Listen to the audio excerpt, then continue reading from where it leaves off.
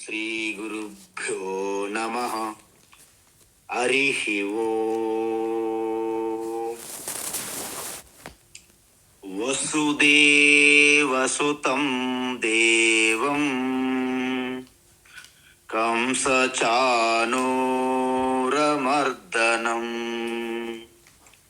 దేవకీ పరమానందం కృష్ణం వందే జగద్గురుం. తీర్త్వా మోహార్ణవం హత్వా రాగద్వేషాదిరాక్షసాన్ సీతా శాంతి సమాయుక్తా ఆత్మా రామో విరాజతే. ఆత్మా రామో విరాజతే. ఆత్మస్వరూప బంధుగణ, భగవద్గీత జ్ఞానయజ్ఞ ప్రవాహములో 8వ అధ్యాయం మనం చూస్తున్నాం. ఇది ఒక విలక్షణమైనటువంటి అధ్యాయం. ఎందుకంటున్నానంటే,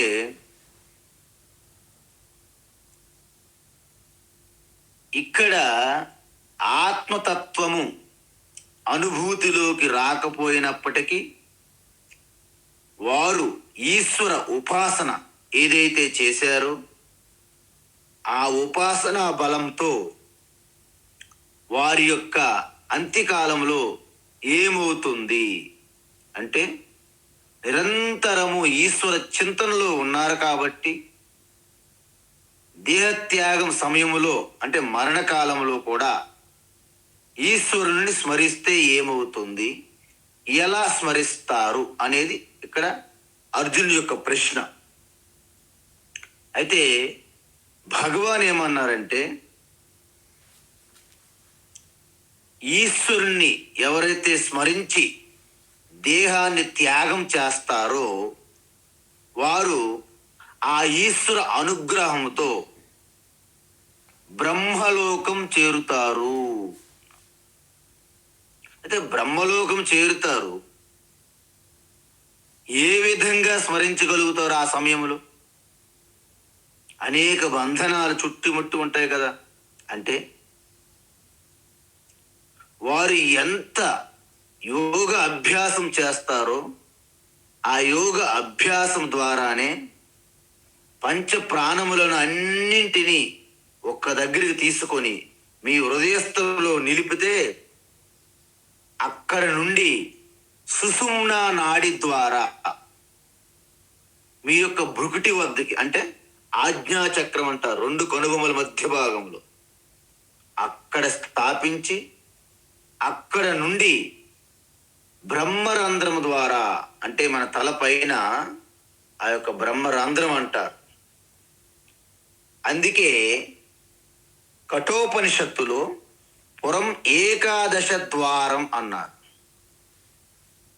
ఏకాదశ అంటే 11 ద్వారములు ఎక్కడున్నాయి అని మనం ఆలోచించి చూస్తే అప్పుడు అర్థమవుతుంది.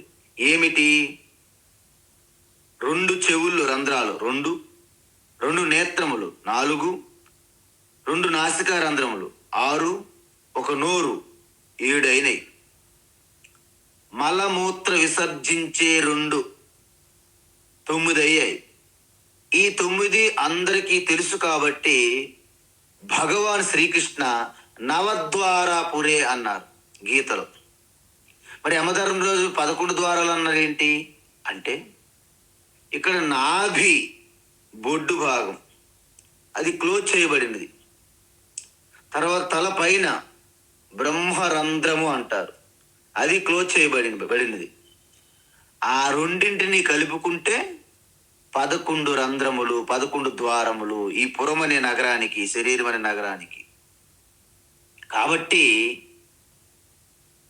ఈ బ్రహ్మరంధ్రం చీల్చుకుంటూ బ్రహ్మలోకం చేరుతున్నారు ఇక్కడ బ్రహ్మాజీ అంటే చతుర్ముఖ బ్రహ్మ, పరబ్రహ్మం కాదు, పరమాత్మ నిర్గుణ నిరాకార సర్వముగా వ్యాపించి ఉన్న పరమాత్మ కాదు, బ్రహ్మాజీ అంటున్నాం. అందుకే వారు అనేక యుగాలు పర్యంతం సంవత్సరములు అక్కడ ఉంటూ ఆ తర్వాత వారి ఉపదేశం ఏంటి? ఉపదేశము తత్వమసి, నువ్వే ఆ పరమాత్మ చైతన్యం యొక్క స్వరూపమై ఉన్నావు. అంటే ఒక కుండ ఈ సంసారాన్ని తట్టుకోలేక రామేశ్వరం నుండి వారణాసి బయలుదేరింది, అక్కడ మోక్షం పొందాలని కుండ. ఇక్కడ మన ఎర్రగడ్డ మార్కెట్లో మిగతా పెద్ద పెద్ద కుండలు వచ్చే సమావేశం అయ్యాయి. మన అందరము కూడా మట్టినే పరమాత్మ వచ్చిన వాళ్ళమే కదా. అంటే ఒక కుండ అన్నది మట్టి నుండి వచ్చినామా లేదా అది ఇక్కడ ప్రశ్న కాదు. మట్టి చూడండి, నేను చూడండి, రెండు వేరుగా ఉన్నాయో ఒకటిగా ఉన్నాయో అడిగింది. కుండ వేరుగా కనిపిస్తున్నాయి, అందుకే మట్టి వేరు నేను వేరు అని డిక్లేర్ చేసింది ఆ కుండ. అయితే మరి మీకు మోక్షం కావాలంటే ఎలాగా? నేను కుంభమేళాకి వెళ్ళి గంగాజలం తెచ్చి రామేశ్వరంలో అభిషేకం చేస్తాను, అప్పుడు తపస్సు చేస్తే నాకు మోక్షం వస్తుందేమో అని కుండ బయలుదేరి. కుండ వెళ్ళింది, గంగాజలం తెచ్చింది, రామేశ్వరంలో అభిషేకం చేసిన తర్వాత ధ్యానం చేస్తుంది. చివరికి నేను మట్టే ఎందుకు? ఈలోగా ఆ కుండ కొంత విరగడం ప్రారంభించి ఆ చూర్ణమయ్యి మట్టిలో కలిసిపోయింది. అంటే నా స్వరూపం మట్టే అని తెలుసుకోవడమే మోక్షం. ఇక్కడ కూడా మన స్వరూపం ఈశ్వర కాబట్టి తత్వమసి అని బ్రహ్మాజీ చెప్తే అక్కడ మీకు అర్థమవుతుంది బ్రహ్మలోకంలో. ఎందుకు? మీరు అత్యంత పవిత్రంగా ఉంటారు బ్రహ్మలోకంలో. ఏకాగ్రత చిత్తం, ఎటువంటి వ్యామోహం మోహాలు భ్రమలు లేవు. అక్కడ మిమ్మల్ని ఆకర్షించే ఏ వస్తువు ఉండదు బ్రహ్మలోకంలో. ఎందుకు? అన్నిటికంటే శ్రేష్టంగా మీరే ఉన్నారనిపిస్తుంది. అందువలన మీకు తత్వమసి అంటే వెంటనే అర్థమైపోతుంది, అవును నేను పరమాత్మ స్వరూపం శివనే కదా, శివోహం అని అనుకుంటారు మీ యొక్క మనస్సులో. ఈ విధంగా ఎవరైతే నిష్కామ ఈశ్వర ఉపాసనతో ఆ శరీరం విడిచిపెడతారో వారు నా సహాయముతో చాలా సులభంగా బ్రహ్మలోకం చేరుకొని బ్రహ్మాజీ ఉపదేశం ద్వారా మోక్షం పొందుతారు అర్జున అని భగవాన్ ఇక్కడ చెప్పారు. దానిని మనము క్రమముక్తి అంటారని చెప్పాను. అయితే ఇంకేమంటున్నారు భగవాన్? మాముపేత్య పునర్జన్మ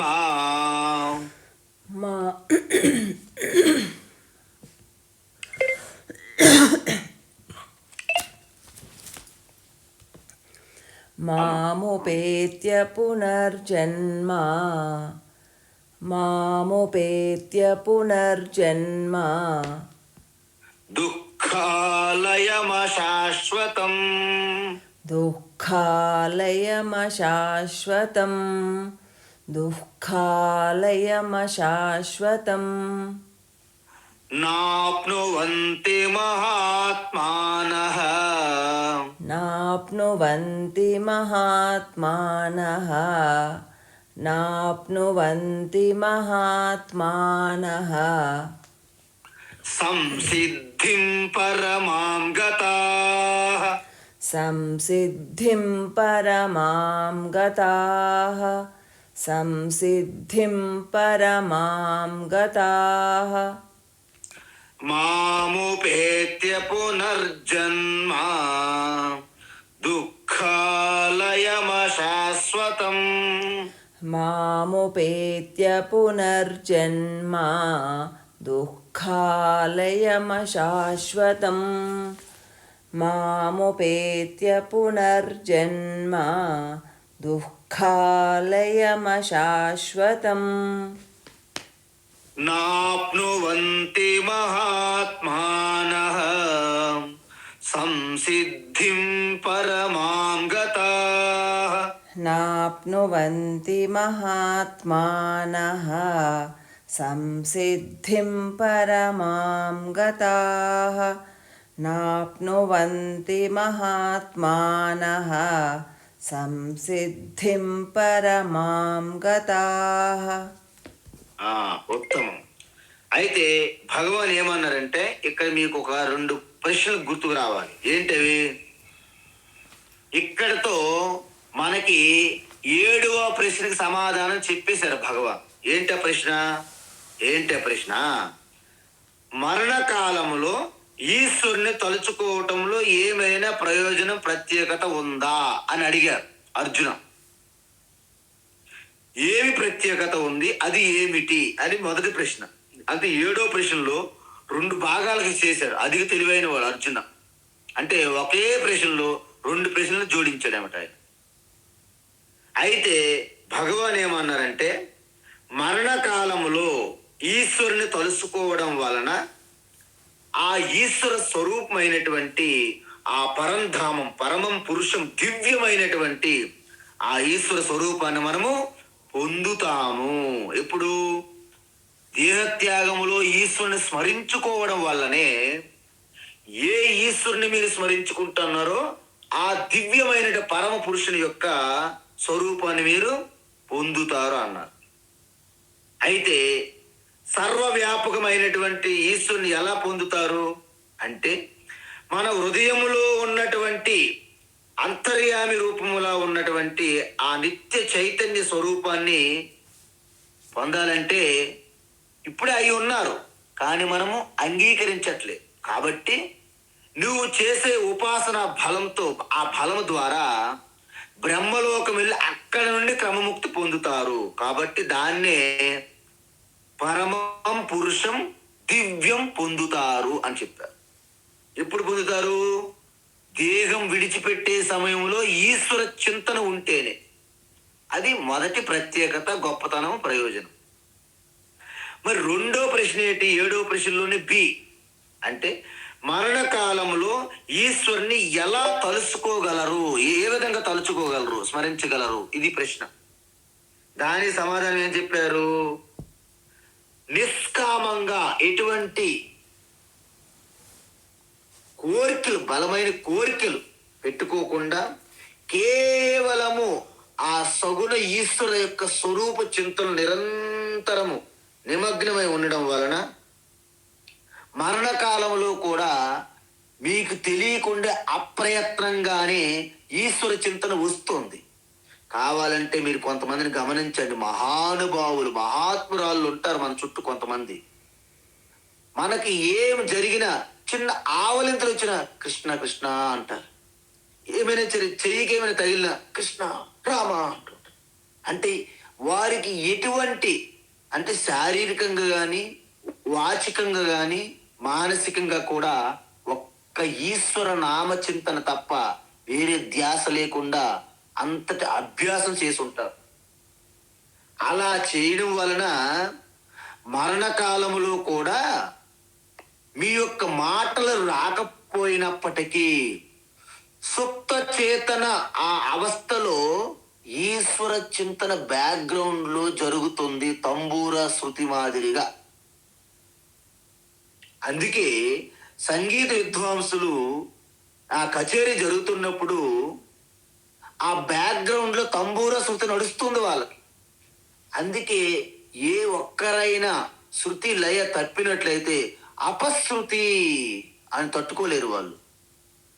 అదే విధంగా ఇక్కడ కూడా ఆ ఈశ్వర చింతన బ్యాక్గ్రౌండ్ లో ఉండడం వలన ఆ చేతన మనస్సు, అంటే యాక్టివ్ మైండ్ లో, కాన్షియస్ మైండ్ లో మాటలు రాకపోయినప్పటికీ ఆ రామ భక్తులు మీరైతే రామ చింతన జరుగుతుంది, కృష్ణ భక్తులు మీరైతే కృష్ణ చింతన జరుగుతుంది, దేవి భక్తులు మీరైతే దేవి చింతన మీకు స్మరణకు వస్తుంది అని చెప్పారు. సరే, ఇప్పుడు ఇకన ఇప్పటి వరకు 7వ ప్రశ్నకి సమాధానం భగవాన్ సక్సెస్ఫుల్గా చెప్పేశారు. ఇప్పుడు మనము 15వ శ్లోకము నుండి 22వ శ్లోకం వరకు ఒక కొత్త టాపిక్ చెప్తున్నారు. ఏంటది అంటే, ఈ దేహత్యాగం జరిగిన తర్వాత జీవాత్మ ఏ విధంగా ఇక్కడ నుండి ప్రయాణిస్తుంది. ఇది చాలా ఇంపార్టెంట్. ప్రతి ఒక్కరికి ఇదే కోరుకుంటున్నారు. స్వామీజీ, ఇది దేహత్యాగం అయిపోయిన తర్వాత ఏమి జరుగుతుంది, ఎటువంటి ప్రయాణం జరుగుతుంది, ఏమైనా ప్రయాణించినప్పుడు ఏమైనా ట్రాఫిక్ జామ్లు ఉంటాయా, లేకపోతే ప్రధానమంత్రి ముఖ్యమంత్రి వచ్చినట్టు మొత్తం 1 వే ట్రాఫిక్ పెట్టి మొత్తం ఖాళీ చేసేస్తారా అని డౌట్ మన వాళ్ళకి. కాబట్టి ఈ 2 మార్గాలు, 2 లక్ష్యాలు ఉంటాయట మనకి. ఏంటి? 1 ఈశ్వర, 2 ప్రపంచము. సాధారణంగా జనరల్గా ప్రతి ఒక్కరికి 2 లక్ష్యాలు కనిపిస్తాయి మనకి. ఏంటి? 1 ఈశ్వర, 2 ప్రపంచము. అంటే 1 ఆధ్యాత్మిక లక్ష్యము, 2 ప్రాపంచిక లక్ష్యము అనేవి ఉంటాయి మనకి. అయితే దీంట్లో ఇంకొక అర్థం ఉన్నది. ఈశ్వర అనేది శాశ్వతమైనటువంటి మన లక్ష్యము, మన గమ్యం. మరి ప్రపంచం ఉన్నది కదా, ప్రపంచము అది తాత్కాలికము, అనిత్యమైనటువంటి లక్ష్యాలు. అవి అనేకం ఉంటాయి. అందుకే ఎవరైతే ఈశ్వరునే తన లక్ష్యంగా ఎన్నుకుంటారో వారు వివేకవంతులు అంటారు. ఈశ్వరుని పక్కన పెట్టి అనేక డబ్బు, ధనము, విజయము, ఐశ్వర్యము, బంధుమిత్రులు, సంతానము, ఇలాగా మాధ్బాలం, వీటన్నిటి అధికారం, వీటి కోసం ఎవరైతే లక్ష్యాలుగా పెట్టుకుంటారో అవి తాత్కాలికములే. కాబట్టి ఏదో ఒక సమయంలో అవి మీ నుండి దూరం అవుతాయి. అందువలన మీరు నిజమైనటువంటి ఒక వివేకవంతులైతే శాశ్వతమైనటువంటి లక్ష్యమైనటువంటి ఈశ్వరుని మీరు లక్ష్యంగా పెట్టుకోవాలి. అందుకే ఇక్కడ 2 విషయాలు చెప్పేశారు, 2 లక్ష్యాలు ఉన్నాయని. అయితే మీరు అనొచ్చు, ఈశ్వర లక్ష్యం నాకెందుకు, నా చుట్టూ ఉన్నటువంటి భోగములు, ఐశ్వర్యములు, సంపదలు, ధనము, జనము అన్ని నేను సంపాదించుకుంటాను, నాకు సుఖంగా ఉన్నది అని మీరు అనొచ్చు.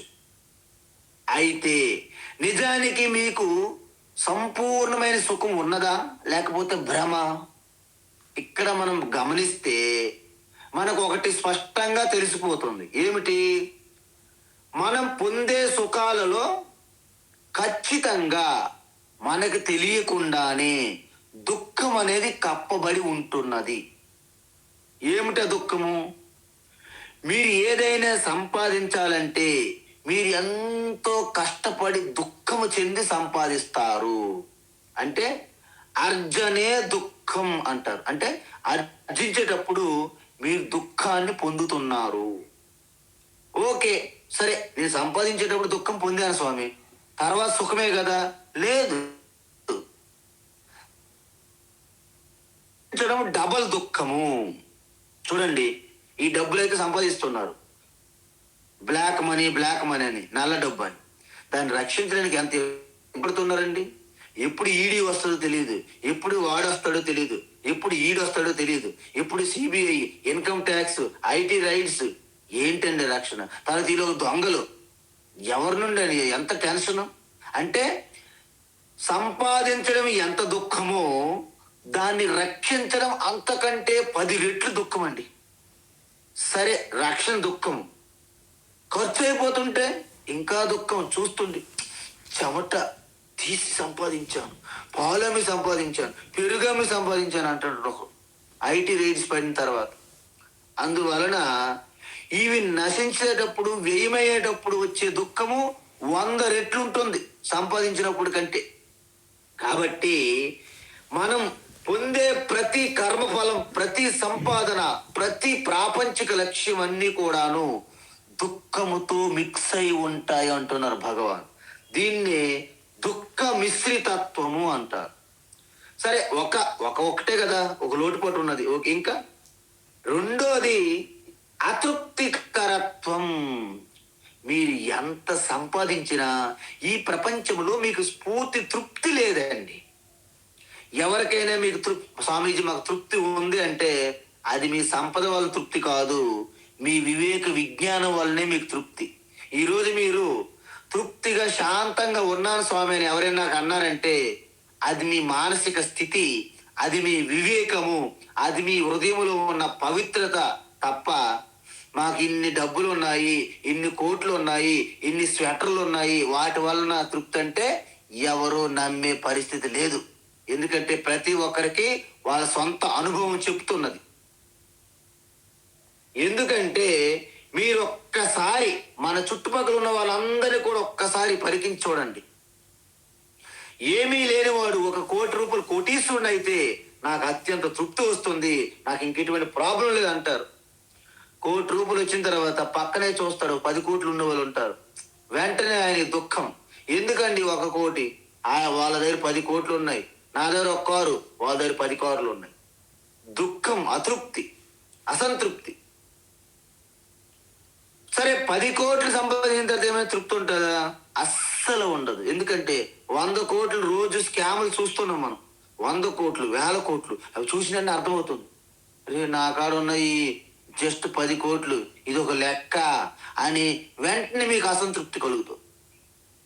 అందువలన చిన్న పిల్లడు బాలుడు 9 సంవత్సరాలు 8 సంవత్సరాల పిల్లవాడు నచికేత యమధర్మరాజు కన్నాడు, నవిత్తేన తర్పణీయో మనుష్య. హే యమధర్మరాజా, ఎవరికి ఈ సృష్టిలో ఇంతవరకు ధనం ద్వారా, సంపద ద్వారా సంపూర్ణమైన తృప్తి ఇంతవరకు ఎవరికి కలగలేదు అన్నాడు. అద్భుతమైన స్టేట్మెంట్. ఎందుకంటే మనము ఎంతున్నా తృప్తి కలగదు. ఇంతకు ముందు డబ్బులు ధనము లేదు అని పేదవాడుగా జీవించేవారు ఇప్పుడు డబ్బులు ధనం ఉన్నప్పుడు కూడా పేదవాడుగా జీవిస్తుంటారు. ఎందుకంటే మీకు ఎంత డబ్బు ధనం వచ్చినా ఆ పేదరికం మాత్రం పోదండి. ఎందుకు? అది మనసులో బాగా నాటుకుంది, ఈ కంపేర్ చేసుకోవడం, పోల్చి చూడడం అనేది. కాబట్టి అదంతా ఎప్పుడు పోతుంది?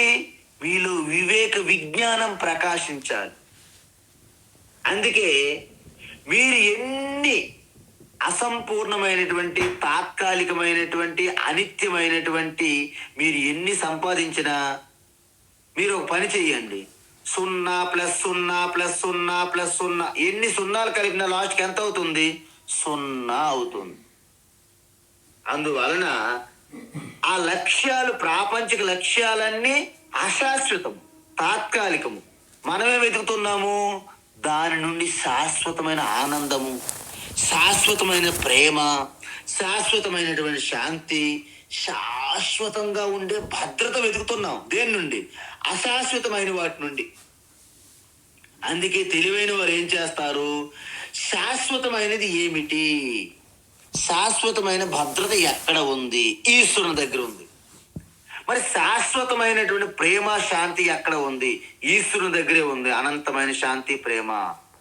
మరి అనంతమైన ఆనందం ఎక్కడ ఉంది? ఈశ్వరుని దగ్గర ఉంది.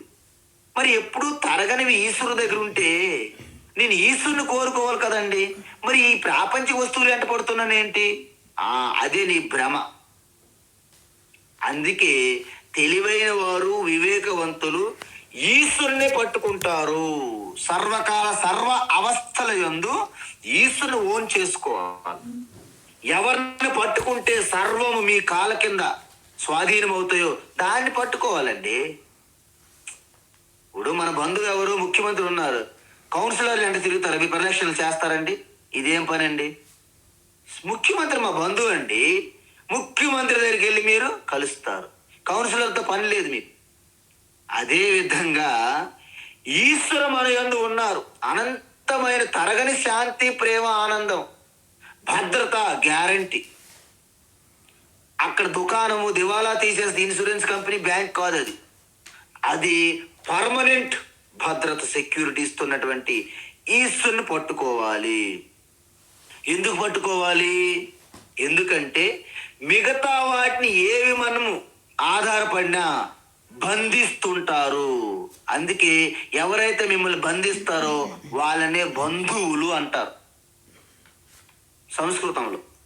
అందువలన ప్రాపంచిక విషయాలను కోరి వాటిని పొందితే వాటి మీద మనకు బంధం, అటాచ్మెంట్ ఏర్పడుతుంది. పేరు, ఖ్యాతి, పవరు, పొజిషన్, డబ్బులు, ధనము, సంతానం, మిత్రులు, బంధువులు, వీళ్ళందరితో కూడా మనము ఒక బంధనములు తెలియకుండా, అంటే కనిపించిన తాళ్ళతో మనల్ని బంధించబడతాము. అందుకే ఎప్పుడైతే మన నుండి వారు దూరంగా వెళ్ళిపోయినా మనం ఒక్కసారి కుప్పకూలిపోతాం. అంటే ఒక్కొక్కసారి మనము ఇంక నేను ఎందుకు జీవించాలా అనే స్థితిలోకి వచ్చేస్తాం. ఎందుకు?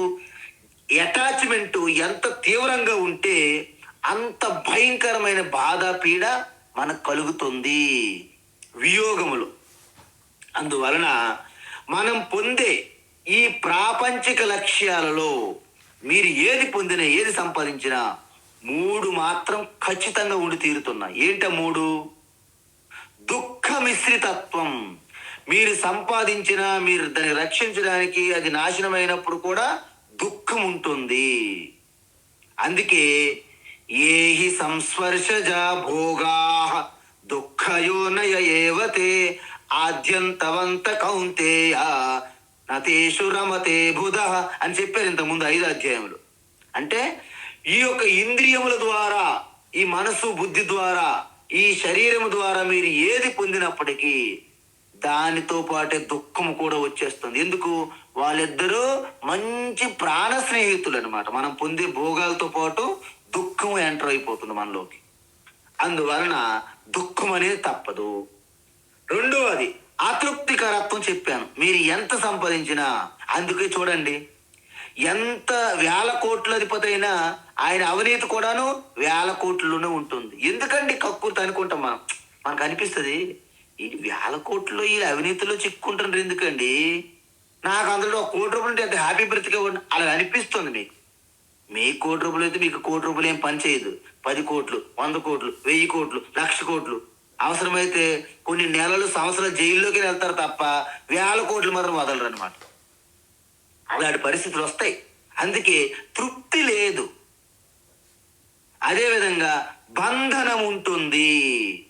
అది కారు అవని, అది కుక్క అవని, అది మనుషులవని, వస్తువులవని, పవర్ అవని, పొజిషన్ అవని, వ్యాపారం అవని, ఏదైనా అవని, అది బంధిస్తుంది.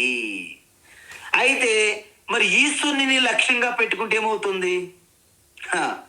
ఒక్క ఈశ్వరుడే పరిపూర్ణమండి సృష్టిలో. రెండోది మరి లేదు, అంతే. ఒకే ఈశ్వరు ఒక్కరే సంపూర్ణము, పరిపూర్ణము. ఎందుకంటే ఈశ్వర నా లక్ష్యంగా ఎన్నుకుంటే ఈశ్వరు ఎక్కడో లేరు, నేనే ఆ ఈశ్వర స్వరూపాన్ని అని తెలుసుకుంటాము. ఎందుకు? నేనుగా ఈశ్వరు ఉంటేనే పరిపూర్ణంగా ఈశ్వరు ఉండగలరు. నేనుగా ఈశ్వరు కాలేదనుకోండి, మనమేమో ఒక పరిచ్ఛిన్నమైన రూపంగా పెట్టుకుంటాం. కరెక్టే. పరిచ్ఛిన్నంగా ఒక రూపం, ఒక సగుణ రూపంగా మీరు నిజంగా అదే శాశ్వతాన్ని భావిస్తే అది మన తెలివి తక్కువతనం అవుతుంది, దద్దమ్మలం అవుతాం. ఎందుకంటే ఇక్కడ ఉన్నటువంటి రూపంగా ఉన్న ఈశ్వర ఇంకో ప్రాంతంలో ఉండరు. ఈ కాలంలో చూస్తున్న ఈశ్వర ఇంకొక సమయంలో ఉండరు. మీకు దర్శనమిస్తున్న ఈశ్వర ఇంకొకరికి ఆ దర్శనం ఇవ్వలేరు. ఒక సమయంలో పుట్టినటువంటి ఈశ్వర ఇంకో సమయంలో చనిపోవాల్సిందే. కాబట్టి ఈశ్వరునికి జననము, మరణము నుండి మీరు తప్పించాలని నిజంగా మీరు కోరుకోవాలనుకుంటే, ఈశ్వరునికి మీరు నిజమైనటువంటి శ్రేయాభిలాసులు, హితకారులు అయినట్టయితే, ఈశ్వరుని మీ ఆత్మగా, నేను అనే ఆత్మస్వరూపంగా ఈశ్వరుని మీరు భావిస్తే ఈశ్వరుని కూడా మీరు గట్టెక్కించిన వాళ్ళు అవుతారు. లేకపోతే మీ భక్తి పేరుతో ఈశ్వరుని అలాగ నిలబెట్టి మీరు నూనె పూసిన గుడ్డతో, తడిగుడ్డతో పీక నలిపేసినట్టు చేస్తున్నారు ఈశ్వరుణ్ణి భక్తి పేరుతో. ఎందుకు? మీరు ఈశ్వరుణ్ణి సగుణ స్వరూపంగా ఉపాసన చేయడం చాలా గొప్పది. కానీ అదే శాశ్వతము, అదే అల్టిమేట్ అనుకుంటే పొరపాటు. దీన్ని ఆల్రెడీ 7 అధ్యాయంలో చెప్పాడు భగవాన్. ఏంటి? అవజానంతి మామూఢా అవజానంతి తెలుసుకోలేకపోతున్నారు. ఎవరు? మూడులు. మానుషిం తనుమాశ్రితం అంటే ఈ మానవ శరీరంగా ఈ రూపంగా నాను శాశ్వత స్వరూపంగా భావిస్తున్నారు. అది తప్పు. మూర్ఖులు, మూడులు. మరి నీ యొక్క పరమస్వరూపం ఏమిటి? పరంభావం అంటే మమ భూత మహేశ్వరం అవ్యయం సర్వవ్యాపి అని చెప్పారు. అంటే ఈశ్వర సర్వభూతంలో, సర్వ ప్రాణుల్లో, సకల సృష్టి యందు అంతర్యామిగా వ్యాపించి ఉన్నాను. అది నా యొక్క అల్టిమేట్ నిజ స్వరూపము. నన్ను ఒక సగుణ రూపంగా, ఆకారంగా నన్ను మీరు పూజిస్తే అది పర్వాలేదు, అది ఒక ఇంటర్మీడియట్ స్థాయి. దాన్నే అల్టిమేట్ అని ఆగిపోవద్దు బిడ్డలారా, my dear Sons, my dear children. అక్కడ ఆగిపోవద్దని ఎంతో ప్రేమతో, కరుణతో చెప్తున్నాడు భగవాన్ జగద్గురువుగా.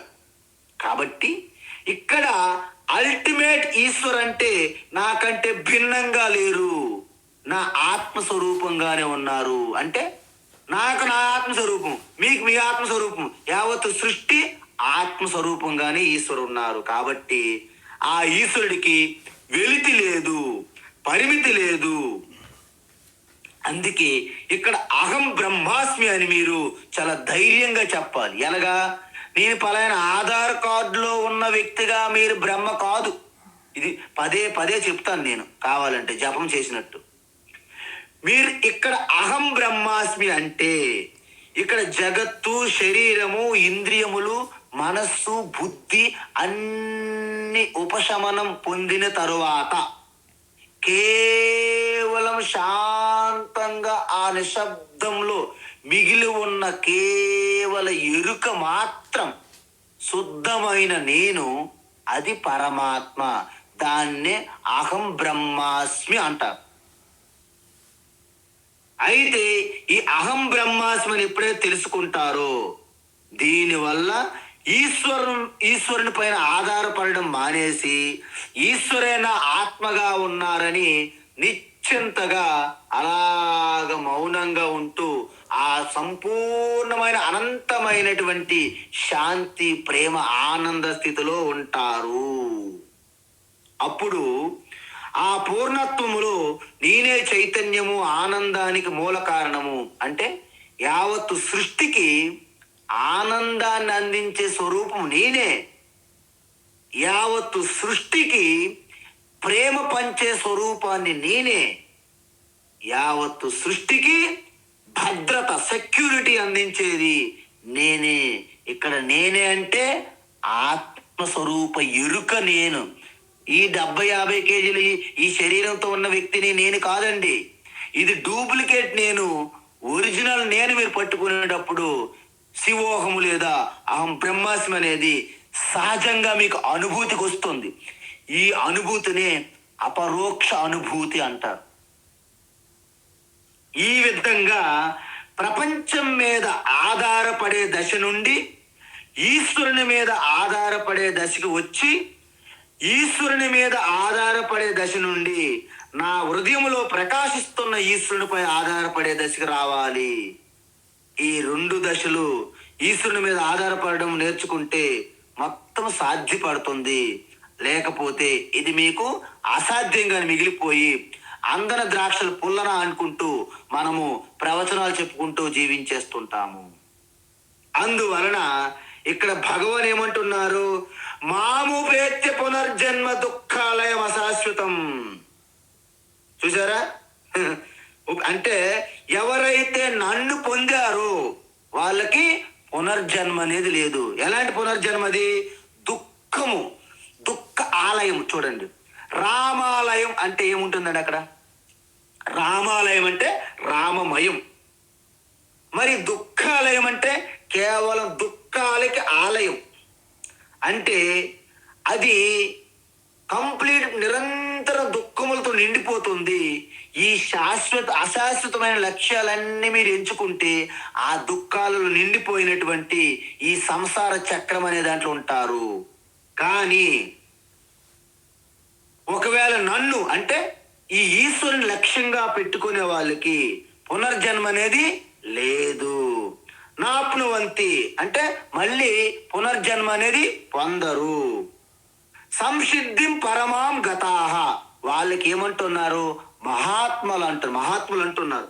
మహాత్మాన సంసిద్ధిం అంటే ఆ పరమసిద్ధి, పరమశాంతి, పరమ భద్రత, అనంతమైన సుఖం, ప్రేమ, ఆనందం వాటిని పొందుతారు.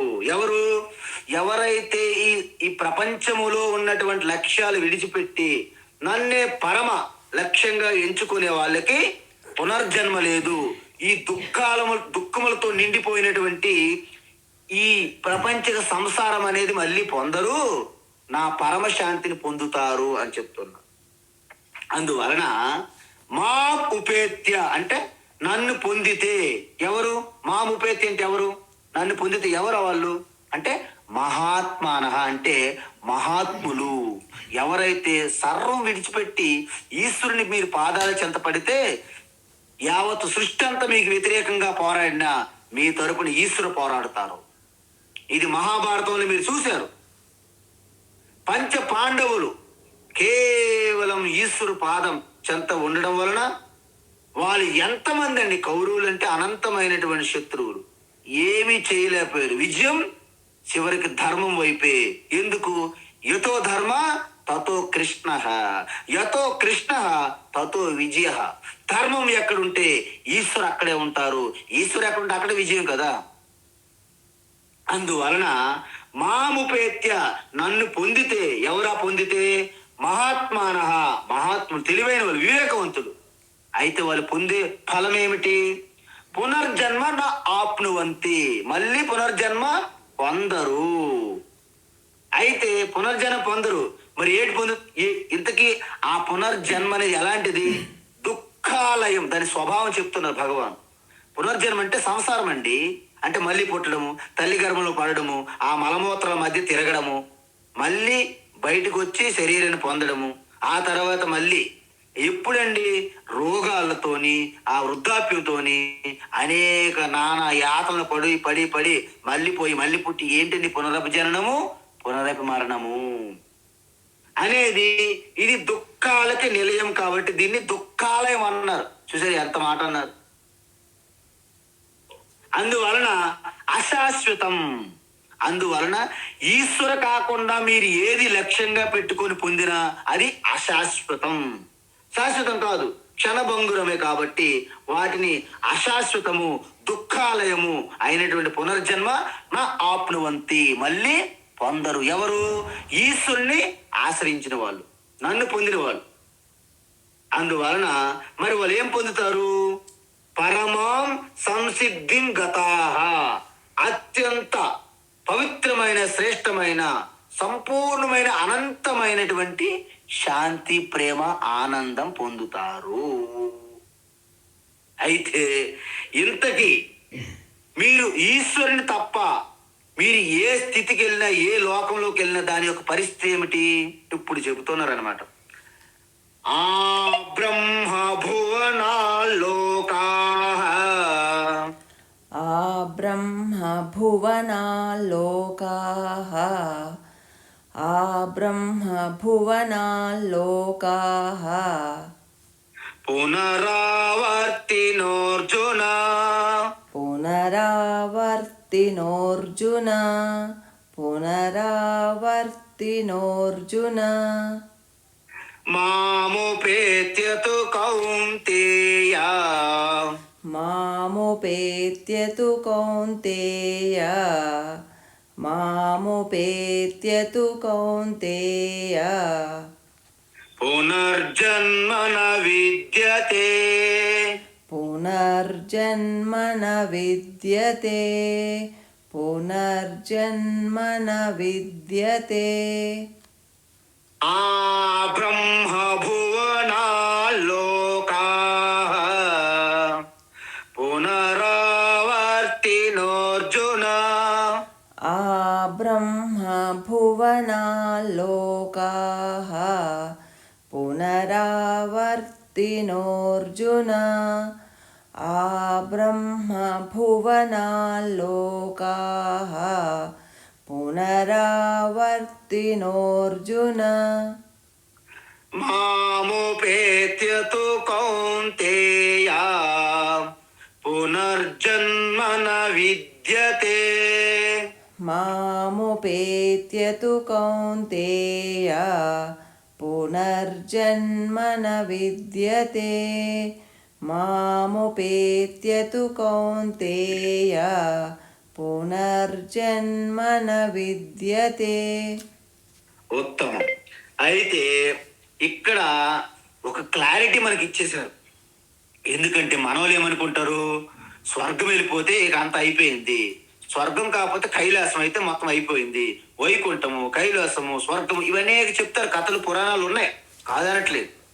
కానీ ఇక్కడ మనకి మన పైన 6 స్వర్గలోకాలు ఉన్నాయని చెప్తారు. ఏంటవి?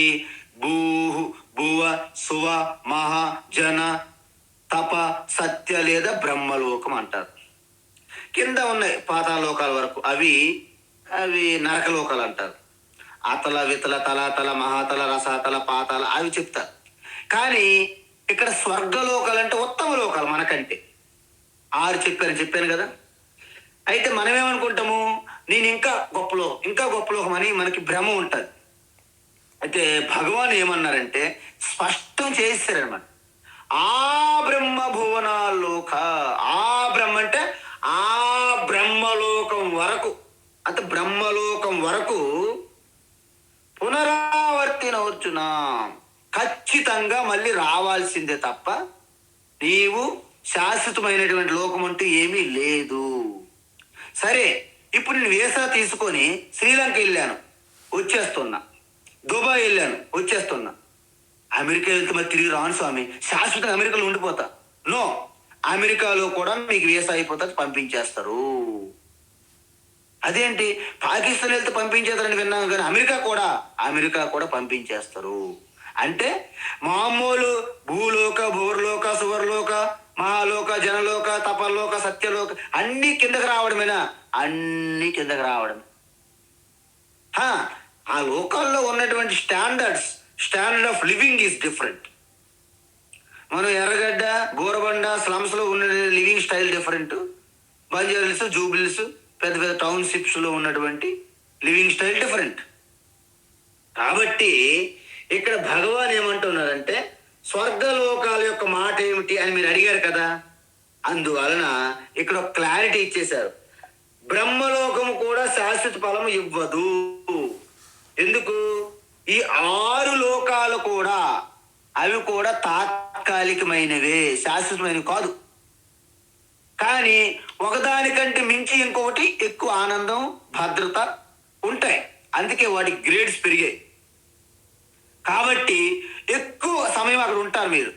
కానీ ఎప్పటికైనా అవి ఖర్చు అయిపోతే మీరు తిరిగి రావాల్సిందే. ఎందుకు? తర్వాత 9వ అధ్యాయంలో చెప్తారు, క్షీణే పుణ్యే మత్యలోకం విశంతి తేతం భుక్త్వా స్వర్గలోకం విశాలం క్షీణే పుణ్యే మత్యలోకం విశంతి అంటారు అక్కడ. అంటే మనం బాగా పుణ్యం సంపాదించుకుని వెళ్ళాం. సింపుల్ అండి. మనం అమెరికా వెళ్ళాలంటే మనం ఏం చెయ్యాలి? మనము మన భారతదేశంలో ఉన్న రూపాయలు పనికిరావు, అక్కడ డాలర్స్ గా మార్చుకోవాలి. మరి నేను స్వర్గాది లోకాలకు వెళ్ళాలంటే ఏం చెయ్యాలి? మన భారతదేశంలో ఉన్న రూపాయలు పనికిరావు, బంగారము, వెండి పనికిరావు. మరి ఏం చేయాలి? పుణ్యం రూపంలో మార్చుకోవాలి. అంతే తేడా. అక్కడ పుణ్యము, ఇక్కడ డాలరు. కాబట్టి మీ పుణ్యం అయినంత వరకు అక్కడ ఆ ఇంద్రుడు ఆ సభలో మీరు అన్ని భోగాలు అనుభవిస్తారు. అయిపోయిన తర్వాత ఇంద్రుడు వెంటనే ఒక నోటీస్ పంపిస్తాడు. ఏమండి, సో అండ్ సో రాజారావు గారు, మీ టైం అయిపోయింది, మీరు వెంటనే మీరు సర్దుకోండి, మీ మూటముళ్ళని సర్దుకోండి, వెంటనే మీరు ప్రయాణించండి. ఎక్కడికి? మూసీ నది పక్కన ఉన్నటువంటి హైదరాబాద్ పక్క వెళ్ళిపోవాల్సిందే మీరు అంటాడు. అప్పుడు అబ్బెబ్బే నేను వెళ్ళనండి, ఇంత భోగాలు అనుభవించిన తర్వాత మూసీ నది పక్కన దోమలు ఉంటాయండి, తప్పదు. దోమలు ఉన్నాయి అంటే కుదరదండి, అలాంటప్పుడు మీరు దోమలు కూడా వెళ్ళండి అంటాడు అప్పుడు ఇంద్రుడు. అప్పుడు మనం ఆ స్వర్గాదిలో ఒక భోగాల నుంచి దోమలు గూడలో పడతాం. దోమలు కూడా అంటే ఏంటండి, దోమలన్నీ అక్కడ నివసిస్తాయి. దోమల యొక్క కాలనీకే దోమలు కూడా అంటారు. కాబట్టి ఈ దోమలు కూడా వచ్చి పడ్డాడు అనమాట. అందువలన ఇక్కడ ఈ వ్యామోహం వద్దు అంటే బ్రహ్మలోకాలకు కూడా దాటించి శాశ్వతమైనటువంటి ఒకటి ఉన్నది. ఇంకా ఏమిటది? అది ఈశ్వర. ఈశ్వరుని పొందడం తప్ప నీకు వేరే మార్గం లేదని చెప్పడానికి ఆ బ్రహ్మలోకం నుండి కూడా ఇవి అశాశ్వతమే అని చెప్పేశారనమాట. అయితే ఆ బ్రహ్మ భువనాల్లోకా పునరావర్తినోర్జున, బ్రహ్మలోకం వరకు కూడా అంటే బ్రహ్మదేవుడు కూడా శాశ్వతం కాదు. ఇక్కడ మీరు కన్ఫ్యూజ్ అవ్వద్దు. పరమాత్మ పరమేశ్వర బ్రహ్మ వేరు, చతుర్ముఖ బ్రహ్మాజీ వేరు.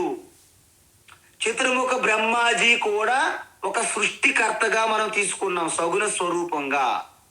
నిర్గుణ స్వరూప బ్రహ్మ శాశ్వతము, పరమాత్మ ఈశ్వర.